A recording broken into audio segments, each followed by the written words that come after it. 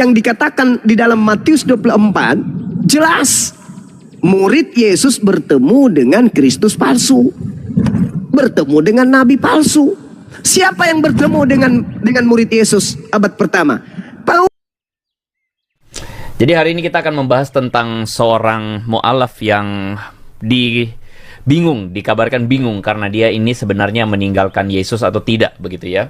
Sedikit belajar apa benar kalau misalkan kita mu'alaf, kita sebenarnya tidak meninggalkan, tapi tetap dihargai Nabi Isa itu benar adanya atau bagaimana? Apakah betul mu'alaf itu meninggalkan Yesus? Donny Tan itu mengambil data-data yang memang mendukung apa yang dia mau, tetapi tidak mengambil keseluruhan data yang dianggapnya pada akhirnya tidak mendukung apa yang dia sedang mau, gitu ya. Percis kayak fanboynya Donny Tan ya, yang bilang bahwa ini ada data. Tetapi itu dimanipulasi dengan untuk menyesatkan dengan efektif. Dan ketika genap 8 hari dan ia harus disunatkan, seperti ada tertulis dalam hukum Tuhan, semua anak laki-laki sulung untuk mempersembahkan korban menurut apa yang difirmankan dalam hukum Tuhan, yaitu pasang burung petukur atau 2 ekor anak burung merpati. Kalau di Islam mempersembahkan sepasang hewan itu disebut apa, Mas? Akikah. Jadi Yesusnya sunat, Yesusnya akikah, ya kan? Iya. Umat beragama apa yang laki-lakinya disunat dan akikah sepasang hewan? Islam. Tuh ya. Yesus sholat sujud. Umat beragama apa yang sholat sujud? Islam. Berdoa pagi-pagi benar. Sholat apa, Mas? Subuh. Umat Islam sholat subuh. Yesus berkata kepada mereka, berjaga-jagalah dan waspadalah terhadap ragi orang Farisi dan Saduki. Paulus, orang ragi apa? Paulus ngaku orang Farisi. Yesus bilang hati-hati dengan orang Farisi. Atau orang yang masuk Islam, sebenarnya mereka tidak meninggalkan Yesus, tapi mereka mengikuti sunnah Yesus dalam Bible malah. Teman-teman baru menyaksikan bagaimana orang-orang ini, terutama Donny Tan ya, selalu mengutarakan tentang perkara-perkara yang dia anggap seakan-akan kelihatannya diambil dari Bible Kristen. Dan tentu saja bagi sebagian orang yang sangat awam, hal ini sangat membuat mereka bingung gitu. Kenapa? Karena mereka merasa bahwa wah ternyata benar seperti apa kata Donny Tan, Alkitab Kristen dan ajaran-ajaran setelah dibuka di Bible Kristen, wah ini mendukung Islam semua. Nah teman-teman, tentu saja kita akan sama-sama memberikan penjelasan dari perspektif kekristenan. Bagaimana melihat orang-orang yang seperti Donny Tan ini, ketika dia ngomong tentang kekristenan itu Bible, Alkitab itu menyatakan bahwa Yesus itu sebenarnya juga melakukan sesuatu yang diajarkan Islam. Apakah benar seperti itu? Teman-teman, kita akan iris tipis-tipis teman-teman sesudah yang berikut ini. Tahu nggak artinya Muslim? Muslim itu artinya orang yang berserah diri kepada Sang Pencipta. Nah Yesus kira-kira Muslim bukan? Muslim. Taunya? Karena kan dia menyerahkan urusannya kepada Bapa kan? Iya, kepada Bapa. Nah, satu. Kedua, Yesus waktu di Taman Getsemani doanya gimana? Bersujud. Sujud. Karena umat agama apa yang sujud? Muslim. Yesus kira-kira makan babi nggak? Di 4 gospel itu? Nggak. Nggak pernah. Umat beragama apa yang nggak makan babi? Islam. Ya kan? Iya benar. Yesus puasa nggak? Puasa. 40 hari ya? Iya. Umat beragama apa yang puasa sebulan? Islam. Yesus sunat. Sunat. Umat beragama apa yang sunat? Islam. Di sini ceritakan Yesus mati dikafanin ya? Iya, benar. Umat beragama apa yang mati dikafanin? Islam. Berarti Yesus Muslim bukan? Gitu, Muslim. Benar. Nah, lo mau ikut Yesus atau mau ikut Paulus? Ikut Yesus dong. Jadi Muslim dong? Iya. Iya. Ah, iya. Maureen dulu kalau boleh tahu dari gereja apa? Di Latter Day Saints. Oh, Advent. Enggak, LDS. Latter Day Saints. Jadi Mormon ya. Sebenarnya Donny Tan itu tidak tahu-tahu banyak juga tentang kekristenan. Misalnya ketika dia ngomongkan tentang Latter-day Saints Church gitu ya, dia sendiri tidak notice itu apa. Ya, jadi sebenarnya seharusnya Muslim yang mendengarkan Donny pun seharusnya sudah aware juga bahwa memang Donny Tan ini tidak benar-benar tahu banget. Bahkan kalau Anda amati video-videonya, saya bisa menilai bahwa dia bukan orang yang sangat tahu tentang kekristenan. Ya, dia cuman keranjingan aja mendengarkan Ahmed Dedat, keranjingan mendengarkan Zakir Naik. Jadi apa yang diomongkan ya sama-sama aja. Semuanya sama kayak apa yang dikatakan Ahmed Dedat dan Zakir Naik. Which is bosan juga sih bahasnya. Bosan juga sih bahasnya.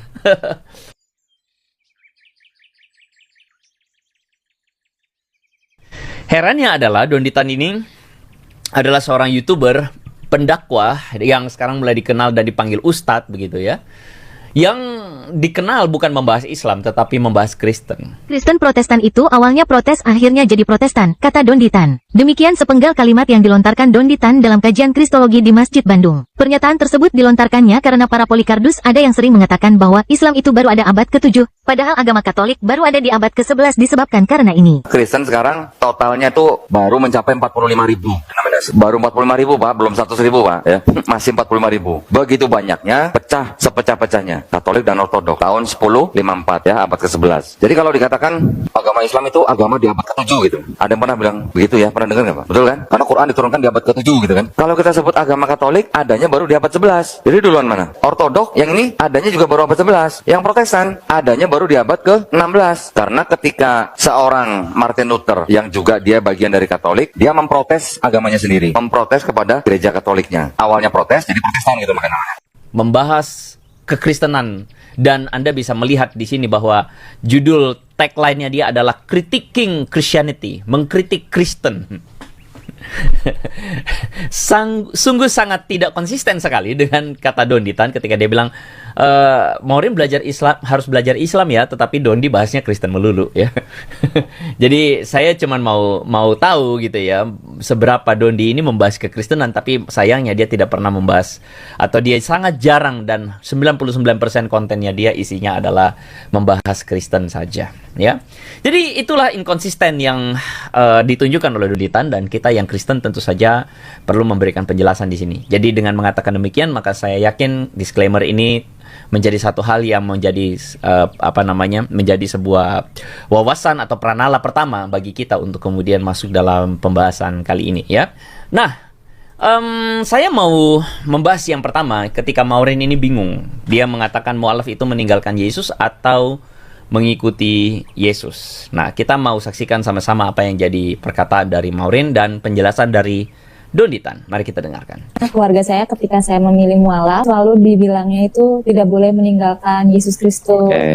Tapi setelah sedikit belajar, apa benar kalau misalkan kita mualaf, kita sebenarnya tidak meninggalkan, tapi tetap dihargai Nabi Isa itu benar adanya atau bagaimana? Apakah betul mu'alaf itu meninggalkan Yesus? Kita buka di Lukas. Dan ketika genap 8 hari dan ia harus disunatkan, ia diberi nama Yesus. Seperti ada tertulis dalam hukum Tuhan, semua anak laki-laki sulung harus dikuduskan bagi Allah. Dan untuk mempersembahkan korban menurut apa yang difirmankan dalam hukum Tuhan, yaitu sepasang burung terkukur atau 2 ekor anak burung merpati. Kalau di Islam, mempersembahkan sepasang hewan, itu disebut apa Mas? Akikah. Jadi Yesusnya sunat, Yesusnya akikah. Ya kan? Iya. Umat beragama apa yang laki-lakinya disunat dan akikah sepasang hewan? Islam. Itu ya. Yesus sholat sujud. Umat beragama apa yang sholatnya sujud? Islam. Berdoa pagi-pagi benar. Sholat apa Mas? Subuh. Umat Islam sholat subuh nggak? Subuh. Ya, jadi Donditan ini lagunya sama aja gitu. Jurusnya ya sama, sampai saya juga bosan juga ya. Bosan sekali ya. Tapi ya sudahlah, kita bahas dikit aja lah, karena saya permintaan teman juga, dan saya pikir ya bolehlah kita tetap bahas karena ya sudahlah ya. Nah, ketika Maureen ini bingung, saya ingin underline dulu bahwa Maureen yang sangat awam ini membuatnya tidak dapat membedakan kebenaran pilihannya itu di dalam beragama. Kalau misalnya teman-teman memahami bagaimana apa yang kita baca di dalam perjanjian lama ya, misalnya di dalam kitab Hakim-Hakim, dikatakan bahwa umat Israel itu adalah umat yang tidak bisa membedakan mana tangan kanan dan mana tangan kirinya. Maksudnya apa tidak bisa membedakan mana tangan kanan, mana tangan kiri? Mereka itu beragama menurut hematnya mereka sendiri. Mereka beragama menurut pikirannya mereka sendiri. Jadi beragama dengan cara pikiran mereka, dengan apa yang mereka pikirkan, itu pada akhirnya itu membuat mereka itu tidak bisa membedakan mana benar mana salah. Jadi dalam hal ini, istilah ini saya pakai untuk kemudian menggambarkan bagaimana begitu banyak orang hari ini berpikir bahwa dia beragama, tapi sayangnya dia tidak bisa membedakan mana yang benar, mana yang enggak. Dan sayangnya dia kemakan dengan apa yang menjadi narasi dari Donditan ketika Dondi itu menyebutkan Yesus itu sunat, Yesus itu sholat, Yesus itu puasa, gak makan babi, ya. Lalu dia bilang Islam juga kan gitu ya. Nah teman-teman, itu adalah poin-poin dari apa yang kemudian dikatakan oleh Donditan. Nah, kalau teman-teman perhatikan di sini ada tulisan there are three kinds of lies, damn lies, and statistics, ya. Nah, data itu seharusnya secara akurat merefleksikan keseluruhan realita, ya. Teman-teman, sebenarnya perkataan ini adalah perkataan yang diatribusikan kepada seorang pujangga namanya Mark Twain. Mark Twain ini adalah seorang pujangga, filosofer dari Inggris, dan dia itu pernah mengeluarkan kata-kata seperti ini, katanya begitu. Lies, damn lies, and statistic. Lies maksudnya itu kebohongan-kebohongan yang biasa, damn lies itu adalah kebohongan yang sangat menipu, dan dia mengatakan bahwa statistik seringkali dipakai untuk kelihatannya objektif, ilmiah, punya data, persis kayak fanboynya Donditan ya, yang bilang bahwa oh ini ada data. Tetapi itu dimanipulasi dengan untuk menyesatkan dengan efektif. Itulah buku Yohanes. Tadinya nggak ada, pertama-tama tuh nggak ada. Setelah ada, yang pertama kitab karangan Yohanes, kitab karangan Matius, semua pakai karangan-karangan. Apa bukti? Kalau buku Yohanes bukan tulisan murid Yesus, baca Yohanes 21 nomor 24 sampai 25. Ayo. Apa itu? Seorang Yohanes memberikan kesaksian kepada kami. Berarti pengarangnya ini pihak ketiga, bukan pelaku peristiwa. Begitu juga Matius, bukan pelaku peristiwa. Jadi Lukas, Markus, Matius, Yohanes, empat-empatnya bukan penulis murid Yesus yang menulisnya. Catat itu baik-baik, Kristen-Kristen awam. Catat, itu ilmu pengetahuan. Oke? Nah, lalu kemudian hujatannya tadi, ketika berbicara tentang Nabi Isa, sekali lagi saya katakan, Nabi Isa tidak pernah bertemu dengan muridnya Yesus. Sedangkan yang dikatakan di dalam Matius 24, jelas murid Yesus bertemu dengan Kristus palsu, bertemu dengan Nabi palsu. Siapa yang bertemu dengan murid Yesus abad pertama? Paulus. Siapa yang mengaku bertemu Kristus di dalam bilik? Paulus. Yang mengaku bertemu Kristus di dalam perjalanannya menuju ke Damsyik padang gurun siapa? Paulus. Siapa orang banyak yang disesatkan ini? Ya Kristen. Siapa lagi? Maka Kristen jelas terbukti mengikuti Kristus yang lain. Kalau Kristus anak Maria jelas adalah anak manusia, sedangkan Kristus yang datang kepada Paulus mengatakan bukan anak manusia. Antara anak manusia dan bukan anak manusia, apakah sama? Berbeda. Itu kalau kalian pakai otak. Memang berat. Karena kenapa? Kalian sudah terlanjur jadi Kristen dan ya jatuh cinta dan sayang dengan agama kalian yang ya happy nyanyi. Tak ada yang haram di dalamnya, semuanya halal. Siapa nggak mau? Tapi setelah kita bedah isi Bible kalian, ternyata terbukti di dalam kitab Anda itu ada 2 Yesus atau 2 Kristus minimal. Demikian. Jangan ngeyel lah, pakai otak. Assalamualaikum, Gurunda, Bang Suma. Waalaikumsalam warahmatullahi wabarakatuh. Ya Dinda, lanjut. Tapi Otan yang terakhir ini terguncang, dia nggak bisa apa-apa, kabur dia. Terguncang terakhir itu. Kalau pakai otak, kalau pakai ngeyel kayak tadi itu pantat ayam juga bisa. Pakai ilmu lah, pakai ilmu. Jangan emosi diskusi itu, santai. Atur napas, kalau dirasa-rasa emosi ya minum balsam. Maksudnya ambil air hangat, colek balsam, masukkan di gelas, aduk, minum. Biar tenang, relax. Gitu Bang Andi. Balsam. Ini balsam apa lagi gosok Korea wae? Iya. Aku siap, syukran sahabat. Lanjut Bang Andi. Silakan disapa teman-teman Kristen yang mau belajar. Ini buka kelas belajar gratis ya. Yang baru naik. Boleh nanya. Kasino, Viking, Kesia, silakan berbicara. Kesia ini muslim apa Kristen? Kristen apa muslim? Kristen. Oh, silakan kalau mau bertanya. Aku mau nanya nih. Coba diulang pertanyaannya, Mbak. Guys, ya suaranya kecil. Coba digedein suaranya. Kecil kah? Besarin suaranya, Dek. Oh, itu pertanyaannya ke Bunda Rama katanya ya. Udah. Belum, suaranya kecil, belum. Hah? Masih kah? Coba deketin Udah, itu udah mic-nya cukup, ke. Mbak. Udah cukup. Silakan, Udah. Mbak. Oke, lanjut. Udah ya? Ya, Udah. Sekarang bagus, lanjut. Jadi kok ada pertanyaan ya. Bagaimana kalian yakin tuh Nabi Muhammad membawa kalian ini kepada surga? Sedangkan orang tuanya saja ia tidak mampu membawanya ke dalam surga. Kan ada hadisnya kan? Orang tua Rasulullah itu berada di maaf ya. Orang tua Rasulullah kan berada di neraka kan?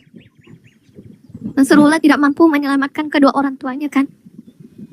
Hadisnya sahih kan itu? Udah? Oke, Terus? tunggu ya, biar dijawab. Terus pertanyaan Silakan, saya Bro. kedua ada lagi. Mm-mm. Ini kan saya punya pacar kan seorang muslim. Kalau misalnya saya syahadat, karena lebih alasannya dominan menikah, karena mau menikah gitu kan. Apakah syahadat saya diterima? Itu aja sih Kak, dua.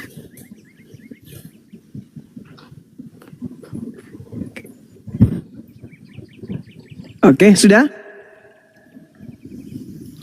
Sudah pertanyaannya? Sudah dua aja Kak. Oke, baik. Yang pertama, di dalam hadits yang Anda bawa di situ ada kata abun.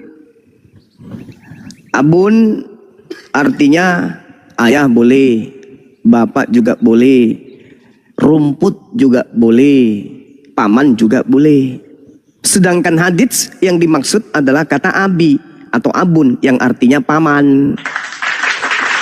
Siapa paman yang dimaksud? Abu Lahab. Al-Quran mengatakan man ihtada fa innama yahtadi li nafsih wa man dalla fa innama yadillu 'alaiha wa la taziru waziratu wizra ukhra wa ma kunna mu'azzibina hatta nab'atha rasula. Itu kata Quran. Barang siapa berbuat sesuai dengan petunjuk Allah, maka sesungguhnya itu untuk keselamatan dirinya sendiri. Dan barang siapa tersesat, maka sesungguhnya kerugian itu bagi dirinya sendiri. Dan seorang yang berdosa tidak dapat memikul dosa orang lain. Tetapi kami tidak akan menyiksa sebelum kami mengutus seorang rasul. Rasul mana yang diutus kepada kedua orang tua Nabi Muhammad? Enggak ada. Sebelum Rasulullah Nabi Muhammad lahir, ayah telah meninggal. Berarti ayah tidak sempat mendengarkan risalah keislaman. Mati dia, selamat. Ibunya meninggal di masa Nabi Muhammad belum menerima wahyu, mati, tidak ada wahyu, tidak ada rasul datang kepadanya, meninggal, surga. Jadi yang dimaksud dalam hadis itu adalah pamannya Abu Lahab. Bahkan kalau Anda melihat dalam Al-Quran surah Asy-Syura ayat 219, apa kata Allah? Dan aku melihat perubahan gerakan badanmu di antara orang-orang yang sujud. Jadi Nabi Muhammad dari Adam keluar dari tulang sulbi, berpindah dari sulbi yang lain ke sulbi yang lain ke sulbi yang lain sampai kepada sulbi Abdullah, ayahnya. Lalu dia keluar dari rahim ibunya Aminah. Aku melihat perubahan gerakan badanmu di antara orang-orang yang bersujud. Dari Nabi Adam keluar dari sulbi, pindah ke anaknya, ke anaknya, ke anaknya, ke anaknya, ke Nabi Ismail, Ismail turun sampai ke Abdullah, Abdullah keluar. Nabi Muhammad sallallahu alaihi wasallam. Al-Quran surah Asy-Syu'ara ayat 219. Itu yang pertama. Tidak ada hukuman bagi orang yang tidak ada rasul diutus kepadanya. Tidak ada hukuman. Allah tidak menghukum. Kayak mana mau dihukum? Wong tidak ada kemudian datang kepada mereka dalil-dalil. Kecuali setelah datang Nabi Muhammad orang masih menjadi Kristen, maka jelas neraka tempatnya. Pertanyaan yang kedua, bagaimana kalau saya masuk Islam karena cinta, bukan karena keyakinan? Pada prinsipnya manusia itu lahir dalam keadaan muslim. Hanya orang bahlul yang mau dibodoh-bodohi oleh konsep dari barat, akhir dengan membawa dosa Adam. Itu tuyul. Gak ada kaidah yang membenarkan seorang bayi lahir dalam keadaan bawa dosa. Itu penipuan 2000 tahun lamanya berlangsung. Itu adalah penyesatan. Itu dosa yang diwariskan, kebohongan yang diwariskan secara turun-temurun. Ente lahir, sebelum ente balik, ente adalah manusia suci. Ente manusia suci. Jadi kalau hari ini kemudian Anda masuk Islam, berarti Anda kembali kepada fitrah. Kalau Anda hanya berpura-pura, berarti Anda jatuh dalam kemunafikan. Tapi kalau Anda kemudian masuk Islam menyatakan syahadatain, lantas Anda kemudian teguh pendirian, ya selamat. Masuk Islam artinya masuk keselamatan. Islam artinya damai sejahtera. Islam artinya selamat. Ketika Anda masuk Islam berarti Anda masuk ke dalam ruang lingkup selamat. Lalu apa lagi pertanyaannya tadi? Oke, jadi Masih ada? Silakan. jadi ini Kak Zuma berada di aliran yang sebelah ya. Saya seorang Muslim. Yang sebelah kan kalau kita belajar ulama-ulama di Arab Saudi, terkhusus juga salah satu Khalid Masalam ya, ustaz kalian yang cukup terkenal ya, itu mereka tetap meyakini kalau ayahnya itu dari yang Bang Zuma itu tadi katakan itu bukan pamannya yang dimaksud, tapi ayahnya. Termasuk dengan ini dia mereka mengutip perkataan ulama-ulama di Arab Saudi ya, bahwa orang tua Rasulullah itu berada di neraka.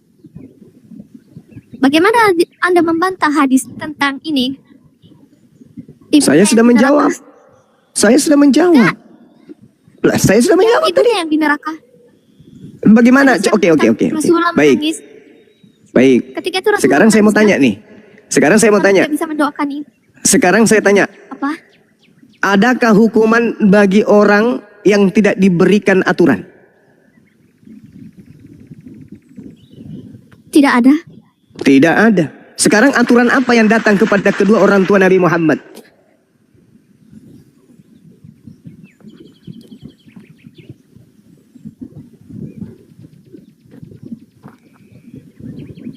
Tidak ada ya. Gak ada. Lalu alasan apa yang Maha Pengasih, Maha Penyayang memasukkannya ke dalam neraka? Gak ada itu alasan yang gak ada. Bahkan Al-Quran mengatakan kemudian, wa ma kunna mu'azzibina hatta nab'atha rasulan. Tetapi aku tidak akan menyiksa seseorang sebelum aku mengutus seorang rasul kepadanya. Ada nggak rasul yang diutus kepada kedua orang tua Nabi Muhammad? Tak ada. Yang ada itu Abu Lahab, Abu Jahal, datang rasul kepadanya. Siapa? Anaknya sendiri, baginda Rasulullah Muhammad sallallahu alaihi wasallam. Tetapi mereka tetap kafir, kufur, tidak mau mendengarkan. Maka itulah yang dikatakan dalam hadis tersebut. Itu adalah pamannya, Abi. Abi, apa artinya Abi? Bapakku. Orang Arab kalau panggil paman itu panggil Abi. Jadi kalau Abi itu bukan berarti Itu bapak karena kandung Anda saja. mentakwil. Kenapa? Itu Anda sendiri kan mentakwil. Kata siapa? Yang itu. Kata siapa? Long kedua orang tua Rasulullah ini. Karena aliran. Kok aliran pula? Arab Saudi Kristen kan yang mereka- Anda Kristen? Saya tanya dulu. Anda Kristen? Iya. Oh, kalau Kristen kami nggak ragu. Orang manusia aja dibilangnya Tuhan. Apalagi kalau hanya memfitnah para ulama. Kami nggak ragu kalau Kristen. Tuhan aja difitnahnya. Fitnah Tuhan apalagi hanya manusia. Kristen itu adalah Loh, rajanya namanya apa, pendusta. Kristen itu rajanya pembohong, Kristen itu rajanya pendusta. Bayangkan aja nih, Tuhan aja nih, sabar. Tuhan aja dibilang turun ke bumi, isap puting. Itulah Kristen. Kristen itu rajanya pembohong. Sepembohong-pembohongnya setan, Kristen jauh lebih pembohong daripada setan. Apalagi kalau hanya sepele masalah seperti ini. Saya mendengarkan dari kiai-kiai, dari ulama-ulama yang ada di Arab. Nenekmu kiper. Mana mau kami percaya kalau sumbernya dari Kristen. Tuhan aja difitnah turun ke bumi isap puting. Tuhan difitnah turun ke bumi potong nonot pada hari ke-8. Tuhan difitnah turun ke bumi dibunuh oleh ciptaannya sendiri. Kami gak heran kalau cerita itu datang dari Kristen. Kenapa? Kristen itu adalah pembual yang pernah ada di atas muka bumi yang tidak sanggup iblis mengalahkan bualan Kristen itu. Ada nggak kemudian orang mendengarkan iblis mengatakan penciptamu turun ke bumi menjadi manusia lalu dibunuh oleh manusia? Ada nggak setan mengatakan begitu? Nggak ada. Yang mengatakan itu adalah Kristen. Berarti Kristen lebih kesetanan daripada setan. Jadi kalau hanya informasi-informasi kayak begitu, nggak bisa saudara, nggak bisa kalian menipu kami, nggak bisa. Karena ada Al-Quran yang membentengi kami. Al-Quran yang menjelaskan itu. Al-Quran yang menjelaskan itu. Tidak ada nabi datang kepada Abdullah, tidak ada nabi yang datang kepada Siti Aminah, kedua orang tua daripada nabi kami. Nggak ada.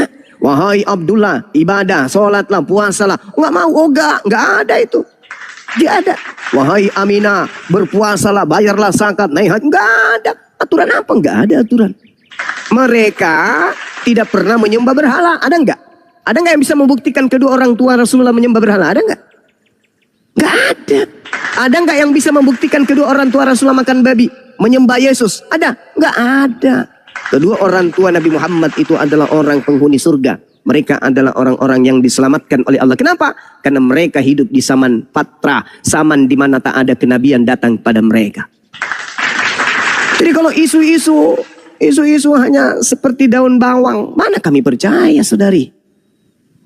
Gak bisa kami percaya yang kayak gitu-gitu tuh. Oke, Ya. jangan percaya sama. Iya. Tapi bagaimana dengan pendapat ustaz di ini? Ustadz mana? Kalian kan- Coba. Ustadz mana yang mengatakan? Ustaz Syafii Mana Salama. pernyataannya coba? Tunjukkan di mana pernyataannya coba. Nah, terus apa yang menjadi rujukannya coba? Bisa di-YouTube, Loh kan? kok jadi saya ini kayak Paulus. Kali kan Anda itu kelamaan nyembah anak orang. Kelamaan nyembah makhluk padang gurun. Jadi kayak gini. Di dalam diskusi lintas agama, ketika kita menyajikan sebuah materi, apalagi bersinggungan tentang agama lawan diskusi, maka kewajiban kita itu membawa data, Cak Ayu. Oke, Kau cuma mengatakan, cari sendiri. Oh, itu bukan tipe Islam. Kalau saya mengatakan, Paulus mengatakan Kristen itu adalah anjing dan babi, saya kasih data. Contoh, 2 Korintus 2. Nomor 20, 21, 22. Paulus mengatakan Kristen itu adalah anjing dan babi. Itu data. Itu data. Di manakah Paulus mengatakan Kristen itu anjing dan babi? 2 Korintus 2, nomor 20 sampai nomor 22. Itu baru data. Jadi kalau saya berbicara tentang kekristenan, saya punya literasi, saya punya data. Kalau Anda berbicara, cari sendiri. Kayak pendeta ente.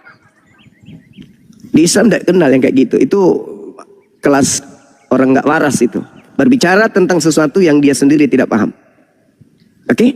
Jadi kalau kata Paulus, kalau ada Kristen yang keluar dari Kristen, itu sama seperti anjing yang makan muntahnya sendiri. Sama seperti babi yang kembali ke kubangannya. Itu kata Paulus. Jadi Paulus ini sadis juga sih sebenarnya. Begitu saudari. Jadi kalau Anda mau membahas Islam, bawa sumbernya dari mana. Karena biar bagaimanapun, saya lebih percaya kepada Al-Quran. Al-Quran saya lebih menyuarakan hal yang nabiku terima wahyu dari Tuhannya. Begitu saudari. Berbeda dengan kalian. Dan satu kelebihannya orang Kristen ini, saudari siapa namanya? Kelebihan Kristen itu satu. Kalau membahas Islam, wah paling kritis. Wah sampai hadis-hadisnya pokoknya wow. Tapi giliran Bibelnya yang dibahas eleheng ente. Bahas Islam pakai akal. Bahas Kristen pakai anus. Itulah kalian. Kalau dibahas kenapa Yesus nete? Oh itu kan kampret. Itu Kristen tuh. Tapi kalau bahas tentang Islam, di dalam hadis Bukhari, volume sekian, nomor sekian, halaman sekian, alinea sekian, di bait sekian, paragraf sekian, mengatakan, bah, mantap kali. Giliran ditanya, kenapa Tuhanmu iseng turun ke bumi, Isa puting? Apa nggak ada pekerjaan lain? Itu kan karena sebagai manusia dia juga ingin coba-coba toh. Langsung error. Tapi kalau Islam yang dibahasnya, wah ada ulama, wah seperti pakar kalau Islam. Tapi giliran agamanya yang dibahas, mati meja. Tak ada kemudian perlawanan. Dibilang kalian menyembah Kristus yang bukan anak Maria, datanya sudah lengkap, masih juga ditolak. Masih ditolak. Giliran menuduh orang tua Nabi Muhammad masuk ke dalam neraka, dikasih dalil bantahan Al-Quran lagi yang kita pakai, masih juga ngotot. Padahal Allah mengatakan apa? Wa taqallubaka fis sajidin. Wa taqallubaka fis sajidin. Wa taqallubaka fis sajidin. dan melihat perubahan gerakan badanmu di antara orang-orang yang sujud. Itu kata Quran. Bang Zuma izin menambahkan boleh sedikit Bang? Silakan Adinda, silakan. Jadi pendapat Bang Zuma mengenai paman Kaisa itu, beliau itu berdasarkan Quran. Nah ini bisa kita lihat nanti.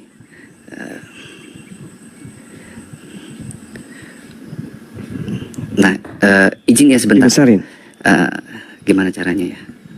Nah ini nanti di surah Al-Baqarah ayat 133. Jadi penjelasan Bang Zuma itu deh ada dasarnya. Dalam Al-Baqarah ayat 133 dikatakan apa? Angkuntun suhada ishadarati Ya'qub wal mauta isqala libanihi ma ta'budun min ba'di qala a'budu ilahaka wa ilaha abaika. Jadi Ibrahim di sini terjemahnya, adakah kamu hadir ketika Yakub kedatangan tanda-tanda maut? Maka ketika ia berkata kepada anak-anaknya, perhatikan, Yakub itu berkata kepada anak-anaknya dan anak-anaknya merespon, memberi jawab, apa yang kamu sembah sepeninggalnya? Nih anak-anaknya, mereka menjawab, kami akan menyembah Tuhanmu dan Tuhan nenek moyangmu. Maksudnya Abah. Di sini keluar kata Abah tuh. Siapa aja? Ibrahim dan Ismail. Nah ini perlu diketahui bahwa dalam Arabik itu luas. Anaknya Yakub kepada Ismail ini jatuhnya paman. Dan Ibrahim itu jatuhnya kakeknya malah. Kakek. Jadi Yakub punya anak-anak dan disebut Abah juga. Jadi ketika Bang Zuma menjelaskan bahwa itu ke paman, itu sudah benar. Tidak bertentangan dengan teks Arabiknya, memang seperti itu deh. Jadi Islam itu penjelasannya luas dan Bang Zuma sudah tepat menjelaskannya karena anaknya Yakub itu jatuhnya tuh paman kepada Nabi Ismail, kepada Ismail. Jadinya dia pun diksinya memakai apa? Abah. Begitu deh. Ya, terima kasih Bang Zuma. Sama-sama Dinda, Masya Allah. Jadi anak Yakub memanggil pamannya Ismail dengan panggilan Abaika Ibrahim wa Ismail. Wah, mantap kali. Jadi saudari Kaisa, kalaupun kami kurang di dalam menjelaskan atau menurutmu keliru dalam menjelaskan, itu oknum. Tetapi Al-Quran tidak akan mungkin punya kelemahan. Gak mungkin punya kelemahan Al-Quran itu.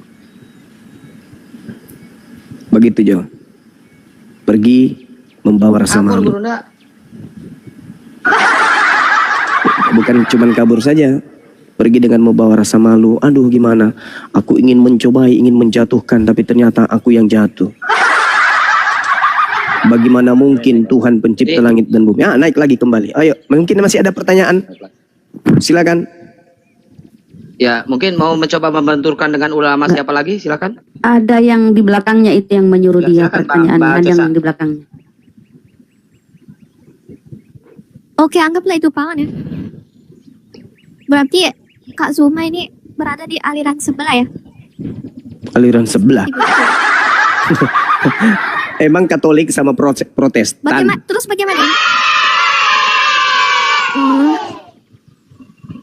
Ini Terus bagaimana prinsip dengan Belanda di hadisnya? bawah ini, prinsip adu domba, mental penjajah. Iya lanjut, saudari. Ini hadisnya ya. Nah tuh kan, Bahasa cobalah. Muhammad. Kalau Kristen bertanya itu hadis, seakan-akan mereka pakar. Lalu sahabat bertanya, Hmm. kami menangis lantaran engkau menangis. Mm-mm. Lalu Nabi berkata, ia berada di kuburan ibunya, Mm-mm. Aminah ya.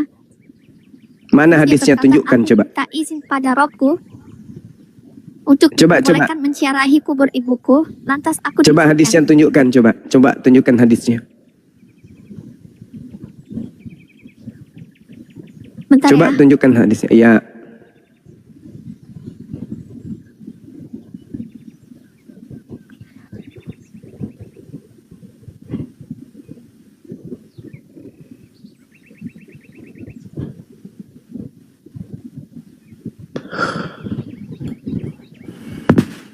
Semakin patah arang mereka. Layar teman-teman. Semakin patah arang mereka ini. Habis patah arang, patah tulang nanti nih. Lalu Bang Andi? Ya, kalau udah patah tulang ya nggak ada lagi harapan untuk hidup. Gitu Bang Andi ya. Iya. Assalamualaikum warahmatullahi wabarakatuh, Gurunda. Waalaikumsalam warahmatullahi wabarakatuh. Bunda Mila. Siap. Waalaikumsalam Bunda. Adapun misalnya kalau hidup, Assalamualaikum warahmatullahi wabarakatuh, Bun. adapun misalnya kalau hidup ya hidupnya sia-sia. Hadisnya tuh riwayat Ditampilkan Mbak. Muslim 976 sampai 977. Apa itu? Itu dari Abu Hurairah. Berkata Nabi Hadisnya gimana hadisnya? Hadis riwayat siapa? Dari Abu Hurairah berkata, Iya. Nabi pernah menziarahi kubur ibunya. Lalu beliau menangis dan membuat orang yang berada di sampingnya juga turut menangis. Kemudian beliau bersabda, saya tadi meminta izin kepada Rabbku untuk memohon ampun baginya. Tetapi saya tidak diberi izin. Dan saya meminta izin kepadanya untuk menziarahi kuburnya. Kemudian Allah memberiku izin. Iya. Berziarahlah karena ziarah kubur dapat mengingatkan kematian. Betul. Jadi gini, boleh tambah sedikit nanti Bang Zuma tambahkan ya. Silakan, Oke. silakan. Jadi dalam penjelasannya dari Syekh atau penjelasan nanti bisa dilihat di Haisiyah Al-Bajuri dalam kitabnya dari Ihya Kutub Al-Arabiyah.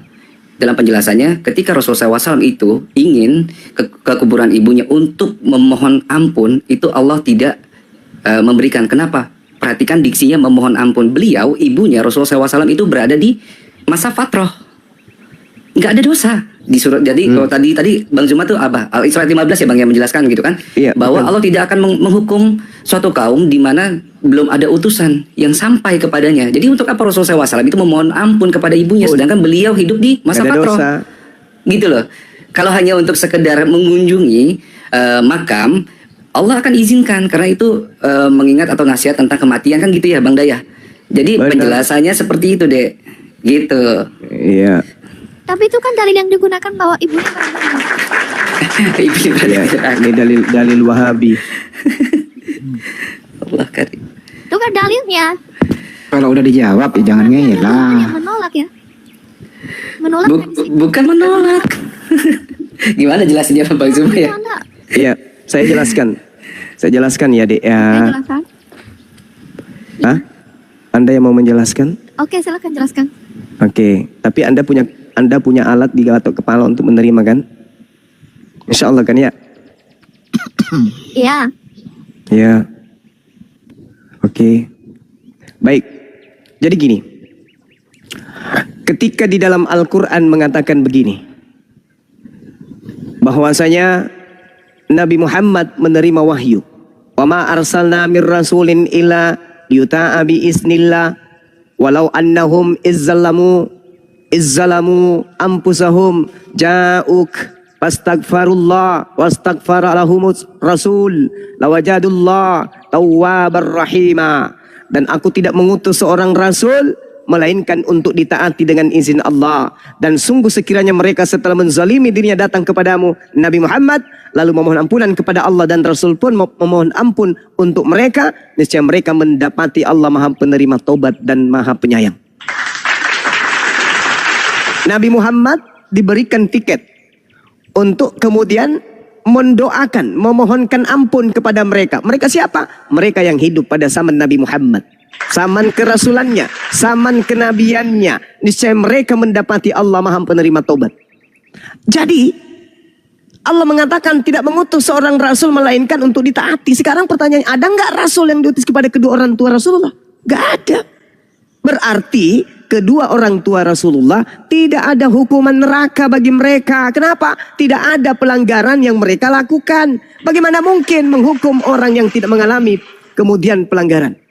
Lalu Allah mengatakan terkait dengan doa. Justru Rasulullah mengajarkan, Rabbi ghafirli wali walidayya waliman dakhala baiti mu'minan walil mu'minin wal mu'minat wala tazidil zalimina illa tabarah. Ya Tuhanku, ampunilah aku, ampunilah ibuku, ampunilah bapakku, dan siapapun yang memasuki rumahku dengan beriman, dan semua orang yang beriman laki-laki dan perempuan, dan janganlah engkau tambahkan bagi orang-orang yang zalim itu selain kehancuran. Itu ada kok. Ada. Doa untuk abah, untuk ibu, ada dalam Al-Quran. Jadi bagaimana mungkin seorang di luar imannya Islam ingin menggurui kami di sini dengan membawa berarti kalian berseberangan? Enggak ada itu. Bahkan Al-Quran menjelaskan begini tentang Nabi Muhammad, walal akhiratu khairul laka minal ula, dan sungguh yang kemudian itu lebih baik bagimu dari yang permulaan. Ini Allah katakan. Nabi Muhammad dijelaskan oleh Allah bahwasanya beliau tidak akan mungkin kemudian mengalami sesuatu yang mampu merusak dan mencederai hatinya.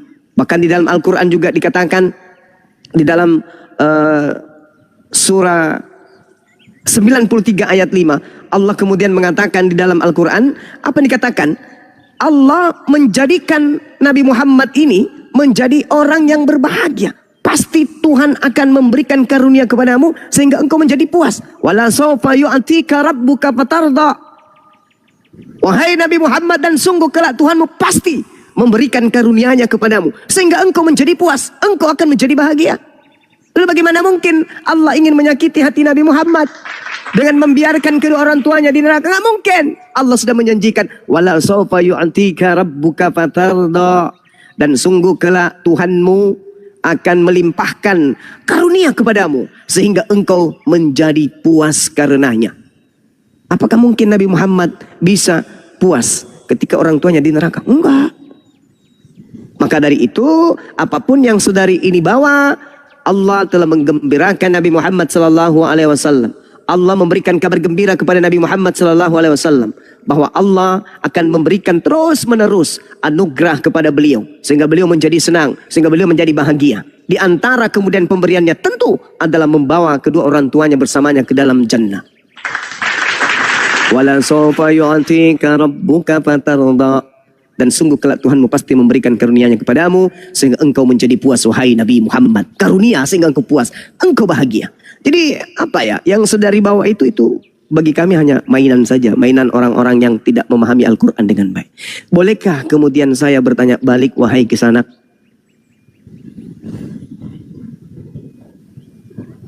Oke. Boleh tak? Boleh. Apa hukuman bagi orang yang tidak mengibadahi, menyembah Yesus? Menurut Kisanak. Hukuman apa? Apa hukuman bagi manusia yang tidak menyembah Yesus?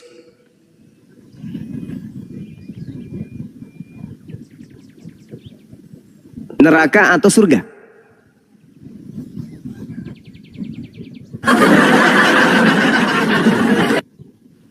Dijawab Kisanak. Apa akibat orang yang tidak menyembah Yesus?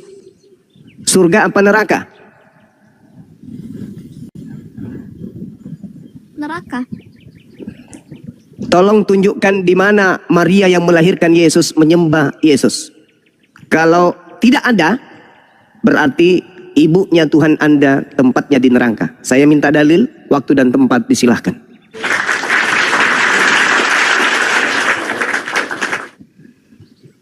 Kalau tidak bisa menjawab, kalau pendeta. Ya, saya hanya ingin bukti di mana Maria yang melahirkan anaknya, menuhankan anaknya. Anakku sayang, yang adalah Tuhanku sendiri. Tolong tunjukkan di mana Maria menuhankan anaknya. Kalau tidak, sesuai dengan ucapan Kisana, Maria yang melahirkan Tuhan yang Kristen ternyata adalah penghuni neraka. Silakan, saya tunggu.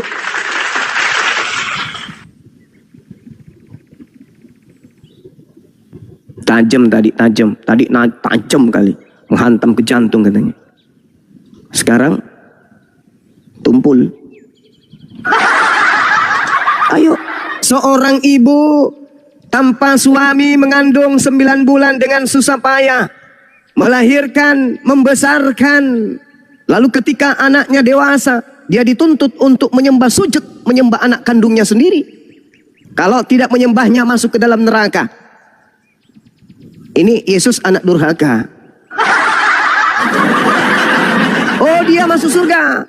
Apa alasannya? Ibunya Tuhan, nepotisme, dosa Yesus. Ayo, tunjukkan dalil. Di mana Maria menyembah anak kandungnya sendiri? Anakku sayang, cepatlah besar anakku, besok kau akan disembah. Cepatlah besar wahai bayiku, engkau Tuhan yang menciptakan. Ya, dalil silakan. Lukas. Maria berkata, jiwaku memuliakan Tuhan. Lukas di mana? Bergembira karena Allah juru selamatku. Ya, di mana itu tertulis? Di mana Maria mengatakan itu? 46 sampai 47. Lukas berapa? 46 sampai 47. Lukas 46. Kayak mana maksudnya? Lukas 1 46 47. Oh, Lukas 1. Lukas 1 nomor 46 47. Ya. Baik, kita baca. Oke, kita baca ya. Lalu kata Maria, jiwaku memuliakan Tuhan dan hatiku bergembira karena Allah, bukan karena Yesus di sini, Dek. Dia menyadari bahwa ia sendiri memerlukan juru selamat. Enggak ada di situ dia membahas anaknya. Itu tidak membahas tentang Yesus, Dek. Maria itu memang adalah orang yang taat menyembah kepada Tuhannya, yaitu Bapa atau Elohim. Itu dia tidak sedang memuji anak kandungnya. Kalau Anda baca Lukas 1 nomor 46 sampai 56, itu tidak ada kaitannya dengan Yesus, nggak ada. Sama sekali nggak ada. Itu tidak sedang memuji Yesus. Itu tidak sedang memuji Yesus. Itu berbicara tentang Elizabeth, tentang Zakaria ketika kemudian Maria datang kepada mereka. Beberapa waktu kemudian berangkatlah Maria dan langsung berjalan ke pegunungan menuju sebuah kota di Yehuda. Di situ ia masuk ke rumah Zakaria dan memberi salam kepada Elizabeth. Dan ketika Elizabeth mendengarkan salam Maria, melonjak anak yang ada di dalam rahim dan Elizabeth pun penuh dengan Roh Kudus. Lalu berseru dengan suara nyaring, didekatinya, diberkatilah engkau di antara semua perempuan yang dan diberkatilah buah rahimmu. Siapakah aku ini sampai ibu tuanku kemudian datang mengunjungi aku? Sebab sesungguhnya ketika salammu sampai kepada telingaku, anak yang di dalam rahimku melonjak kegirangan. Dan berbahagialah dia yang telah percaya, sebab apa yang dikatakan kepadanya dari Tuhan akan terlaksana. Lalu kata Maria, jiwaku memuliakan Tuhan dan hatiku bergembira karena Allah juru selamatku, sebab ia telah memperhatikan kerendahan hambanya. Sesungguhnya mulai dari sekarang segala keturunan akan menyebut aku berbahagia, karena yang Maha Kuasa telah melakukan perbuatan-perbuatan besar kepadaku dan namanya adalah kudus. Dan rahmatnya turun-temurun atas orang yang takut akan dia. Ia memperlihatkan kuasanya dengan perbuatan tangannya dan mencerai-beraikan orang-orang yang congkak hatinya. Ia menurunkan orang-orang yang berkuasa dari tahtanya dan meninggikan orang-orang yang rendah. Dia melimpahkan segala yang baik kepada orang yang lapar dan menyuruh orang yang kaya pergi dengan tangan hampa. Ia menolong Israel, hambanya, karena ia mengingat rahmatnya, seperti yang dijanjikannya kepada nenek moyang kita, kepada Abraham dan keturunannya untuk selama-lamanya. Dan Maria tinggal kira-kira 3 bulan lamanya bersama dengan Elizabeth, lalu pulang kembali ke rumahnya. Apa ini? Mana Yesusnya mana? Mana Yesusnya, Dek? Mana dia memuji Yesus sebagai Tuhannya, mana, Dek? Matius Mana? 2. Matius 2. Apa? Matius 2 11. Matius 2. Kita baca Matius 2, teman-teman. Oke. Kita baca Matius 2. Apa kata Maria sampai di sana? Maka masuklah mereka ke dalam rumah itu dan melihat anak itu bersama Maria, ibunya, sujud menyembah dia. Mereka pun membuka tempat harta bendanya dan memperhatikan kepadanya serta emas, kemenyan dan mur. Dan karena diperingatkan dalam mimpi supaya jangan kembali kepada Herodes, maka pulanglah mereka ke negerinya melalui jalan itu. Baik, kita uji dalilnya. Sesudah Yesus dilahirkan di Bethlehem, tanah Yudea, lalu kemudian di zaman Raja Herodes, datanglah orang-orang Majus dari timur dan bertanya-tanya di manakah dia Raja Yahudi yang dilahirkan itu. Kami melihat bintangnya di timur dan kami datang untuk menyembah dia. Ketika Raja Herodes mendengar hal itu, terkejutlah ia beserta seluruh Yerusalem. Maka dikumpulkannya kemudian semua imam, kepala dan ahli Taurat bangsa Yahudi. Lalu dimintanya keterangan dari mereka, di mana Mesias akan dilahirkan. Mereka berkata kepadanya, di Bethlehem di tanah Yudea, karena demikianlah ada tertulis dalam kitab Nabi. Dan engkau Bethlehem tanah Yehuda, engkau sekali-kali bukanlah yang terkecil di antara mereka yang memerintah Yehuda, karena daripadamu lah akan bangkit seorang pemimpin yang akan menggembalakan umatku Israel. Lalu dengan diam-diam Herodes memanggil orang-orang Majus itu dan dengan teliti bertanya kepada mereka, bila mana bintang itu nampak. Kemudian ia menyuruh mereka ke Betlehem, katanya, pergi dan selidikilah dengan seksama hal-hal mengenai anak itu. Dan segera sesudah kamu menemukan dia, kabarkanlah kepadaku supaya aku pun datang menyembah dia. Setelah hal-hal itu mengenai anak itu dan segera sesudah kamu menemukan dia, kabarkan, aku pun Herodes akan datang menyembah dia. Setelah mendengar kata raja itu, berangkatlah mereka dan lihatlah bintang yang mereka lihat di timur itu mendahului mereka hingga tiba dan berhenti di atas tempat di mana anak itu berada. Ketika mereka melihat bintang itu, sangat bersuka cita mereka. Maka masuklah mereka ke dalam rumah itu dan melihat anak itu bersama Maria ibunya. Lalu sujud menyembah dia. Mereka pun membuka tempat harta benda yang bersama. Yang menyembah di sini bukan Maria, Dek. Yang menyembah ini adalah orang-orang Majus, penyembah api. Yang saya minta Maria, ya. Meskipun tidak secara eksplisit menyembahkan, tapi dia kan menjadi saksi. Loh, yang menyembah, yang saya minta, di mana dalilnya Maria menyembah anaknya, Dek? Ini yang menyembah ini orang-orang Majus, penyembah api. Jadi kalau Anda itu menyembah Yesus, berarti Anda pengikut orang Majusi. Ibunya, Dek. Di mana ibunya Yesus menyembah Yesus? Di situ kan ia menjadi saksi. Ya, yang saya minta di mana? Kalau saya melihat benar enggak ini Dinda Kuriosmoto? Bahasa Yunani-nya di situ apa? Proskuneo. Benar enggak? Apa arti proskuneo itu? Iya benar Bang Zuma, proskuneo. Ketahuan deh. Ternyata bukan menuhankan deh, tetapi menghormat. Mereka kemudian menghormat kepada Yesus, bagi Yesus. Di situ proskuneo artinya bersimpu di depan orang itu yang bernama Yesus. Masya Allah Bunda Mila. Itu deh. Proskuneo itu artinya apa? Bukan menyembah, bukan mengibadahi, bukan mentuhankan, tetapi penghormatan. Sama seperti ketika kami umat Islam bersimpu di hadapan kedua orang tua kami. Itu kami sujud di depan kedua orang tua kami. Sama yang dilakukan oleh orang-orang Majus. Aduh, gimana dong? Jadi belum terbukti ya. Belum ada bukti kalau kemudian Maria menyembah Yesus. Dengan kata lain, sementara ini kita mengambil kesimpulan, ibunya Tuhannya Kristen berada di neraka. Sesuai dengan saudara kita mengatakan, siapa yang tidak menyembah Yesus di neraka? Ternyata Maria tidak menyembah Yesus. Dengan kata lain, terbukti Maria yang melahirkan Tuhannya Kristen ada di neraka karena dia tidak menyembah anaknya sendiri.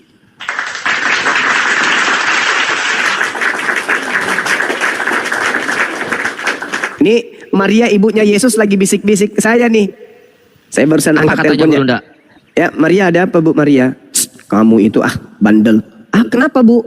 Yang mereka sembah itu bukan anakku Bang Zuma. Yang mereka sembah itu Kristus yang lain. Kenapa kamu bilang mereka menyembah anakku? Saya aja. Yang paling tahu tentang anakku itu saya. Saya yang mengandungnya 9 bulan Bang Zuma. Saya yang membersihkan nya, saya yang cebokin dia, saya yang mandikan dia, saya yang gantikan popoknya, bajunya. Saya sendiri gak nyembah anakku. Jadi yang mereka sembah itu bukan anakku. Berhenti kau mengatakan itu Bang Zuma. Udah ya, dadah, bye. Iya Bu, maaf. Gitu. Kata Ibu Maria, saya yang lebih tahu anakku. Kalau ada penyembahan kepada anakku, maka orang pertama yang menyembah adalah aku. Karena Roh Kudus itu datang kepadaku. Pada bulan ke-6, Roh Kudus datang kepadaku memberitakan tentang lahirnya anakku. Dan kata Roh Kudusnya, yang maha tinggi menaungi engkau. Saya yang lebih tahu. Kalau ada penyembahan kepada anakku, manusia pertama yang menyembah anakku itu adalah aku. Tapi aku tidak lakukan Bang Zuma. Mereka itu bukan menyembah anakku. Makanya ketika anakku nanti datang kedua kalinya, mereka semua diusir. Coba Bang Zuma baca dalam Matius 7, 22, 23. Enyahlah daripadaku, kalian semua Kristen adalah pembuat kejahatan, aku tidak mengenal kalian. Oh begitu ya Bu? Iya. Oh ya. Jadi ternyata yang Kristen sembah menurut ibunya Maria bukan anak Maria katanya, tapi Kristus padang gurun yang datang kepada Nabi Paulus. Demikian. Masih ada juga? Apa? Lukas 1. Ini Lukas ngarang dari mana Lukas ini? Dari mana Lukas ambil data kemudian Maria menyembah anaknya? Dan ketika Elisabet mendengarkan salam Maria, melonjaklah anak yang ada di dalam rahim dan Elisabet pun penuh dengan Roh Kudus. Lalu berseru dengan suara yang diberkatilah engkau di antara semua perempuan dan diberkatilah buah rahimmu. Siapakah aku ini sampai ibu Tuhan? Samanya cerita itu tadi, adik. Sama. Yang di Matius tadi itu samanya cerita ini, saling nyontek. Antara Lukas dengan Matius saling nyontek tulisan. Sama. Sama itu. Menunjukkan dia mengakui keilahian Yesus. Maka dalam Mana ada keilahian? Allahu Akbar. Orang dikandung sama seorang wanita disebut unsur keilahian gitu. Alamak. Inilah kalian. Betul-betul. Masa ada keilahian dikandung sama manusia, Mama rusak otak. Sementara hal sepele mengenai kata abi aja kamu menjauh dari Islam. Tapi Tuhan masuk ke dalam rahim wanita, kamu nggak mau menjauh dari ajaran seperti itu. Otakmu rusak, dek, rusak. Otak, gangguan. Gangguan otak. Gangguan otak. cuma gampang ngomong gitu karena kan Bang Suma lahirnya dari lahir kan Muslim kan? Ya Muslim tapi ajarannya masuk akal. Lah ente, ajaranmu nggak masuk akal kok dipertahankan piye toh? Saya seorang Muslim, Masa sulit lahir menjadi seorang Muslim, dalam keadaan sebagai Muslim, memantapkan kemusliman saya dengan proses berpikir. Lah ente, adakah ente berpikir Tuhan datang masuk ke dalam rahim seorang wanita? Apakah itu proses berpikir? Proses mematikan akal, iya. Saya seorang Muslim dan ajaran saya masuk akal. Ente seorang Kristen dan ajaranmu tidak masuk akal. Oke, bagaimana kalau seandainya Bang Suma lahir dari keturunan Orang Kristen. pasti Bang Suma jadi apologet Kristen. Oh, jangan bilang gitu. Saya kalau terlahir dari rahim seorang Kristen, maka saya akan membuat 30 rumah di depanku, di kiriku, di kanan belakangku ikut menjadi Muslim. Kenapa? Karena saya tahu Yesus mengajarkan di dalam Bible, kasihilah Tuhanmu dengan akal budi.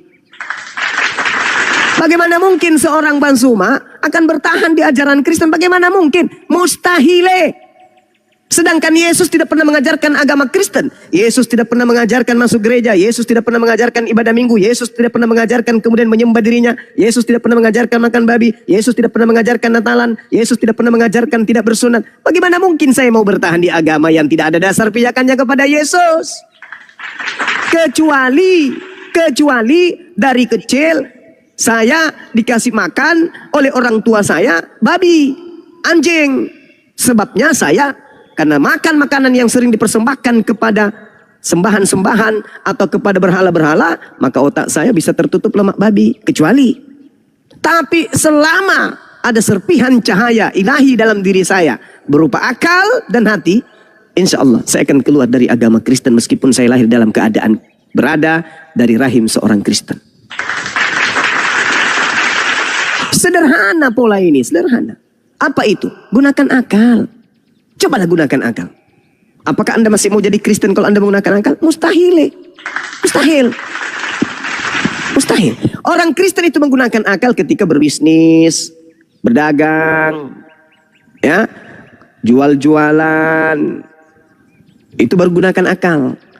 Menghitung, belajar matematika, fisika, ekonomi, itu pakai akal. Tapi giliran berbicara tentang keyakinan Kristen, akal tiba-tiba kemudian kejang-kejang nggak dipakai. Nggak dipakai. Nggak mungkin dipakai akalnya orang Kristen kalau sedang berada dalam posisi keimanan. Nggak mungkin. Kenapa? Karena agama Kristen itu tidak satu ruang lingkup dengan akal. Agama Kristen hanya bisa bisa dianut sama orang yang lihai mematikan akalnya dalam keadaan beragama. Bagaimana mungkin menyembah kepada sesamanya makhluk? Bagaimana mungkin percaya ada Tuhan datang mati dibunuh oleh manusia? Bagaimana mungkin percaya dosa-dosa yang ditumbalkan adalah manusia yang adalah Tuhannya sendiri? Itu mustahil. Kalau ada Tuhan menjadi manusia, maka ibunya juga Tuhan. Kenapa? Karena dia ibunya Tuhan. Sepupunya pun Tuhan. Kenapa? Karena dia sepupunya Tuhan. Tantenya pun Tuhan. Kenapa? Karena ponaannya adalah Tuhan. Coba. Anak Tuhan adalah Tuhan. Tantenya Tuhan adalah Tuhan. Tidak mungkin ada kambing tantenya Bom-Bom. Bom-Bom berkata, aku bangga jadi seorang manusia. Kenapa? Karena saya punya sepupu seekor sapi. Gak mungkin. Sepupunya bom-bom pasti manusia. Adiknya bom-bom pasti manusia. Bapaknya bom-bom pasti manusia. Begitu juga anak-anaknya bom-bom. Sepupunya, kakeknya, buyutnya pasti manusia. Ketika Yesus Anda katakan Tuhan, maka seluruh keluarganya adalah Tuhan. Ayo.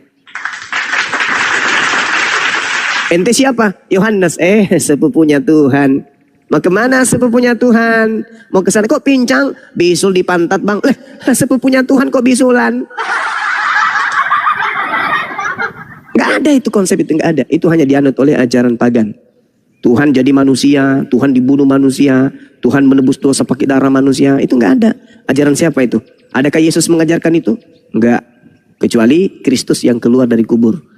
Itu yang mengajarkan hal-hal aneh yang kemudian menggunakan atas nama Yesus. Saya kira begitu saudara Kaisa. Lembutkan hatinya. Kami bukan menghina. Kami hanya mendudukkan perkara. Merah-merah, hitam itu hitam, putih itu putih. Kalau misalnya yang saya sampaikan ini ada keliru, silakan dibantah. Kalau ada yang kemudian perlu diluruskan, silakan diluruskan. Suara saya memang begitu. Keras, lantang, tegas. Apalagi kalau berbincang dengan seorang wanita cantik seperti Bunda Rahma. Ini nggak di-kick ya, ini nggak di-kick, dia kabur sendiri, nggak ada yang nge-kick di sini. Dan mohon teman-teman Muslim batalkan permintaan naik ya, batalkan dulu biar teman-teman Kristen dulu ini 2 slot yang naik. Moderator tolong dibantu dicentang karena HP Akang ini berat ini untuk scroll kalau banyak yang minta naik. Banyak banget ini yang minta naik. Yuk teman Kristen dulu yang naik. Tadinya pengen ngebenturin sesama ulama ini Gurunda kayaknya. Enggak, itu memang teman-teman kita dari yang mengatasnamakan diri mereka Wahabi, memang ada yang beranggapan seperti itu. Oh iya betul. Cuma tadi awalnya dia kan mau ini nikah sama Muslim. Awalnya itu kan yang bawa narasi itu dia. Iya, mudah-mudahan dengan penjelasan kita betul-betul dia mualaf dan menikah jadi seorang muslimah. Amin. Amin. Amin. Tapi Nah, ini ada saudari ini Mbak David. Mbak David. Bukan Mbak, Gurunda tante. Oh tante David. Waalaikum. Adakah? Ketemu lagi. Iya. Ini nih Bang Cuma. Apa? Boleh bertanya? Boleh. Nah, silakan Bang Hadi dijawab. 3 jawabannya. Oh 3 katanya Bang David. Pasang besok. Orang nanya dia apa gitu.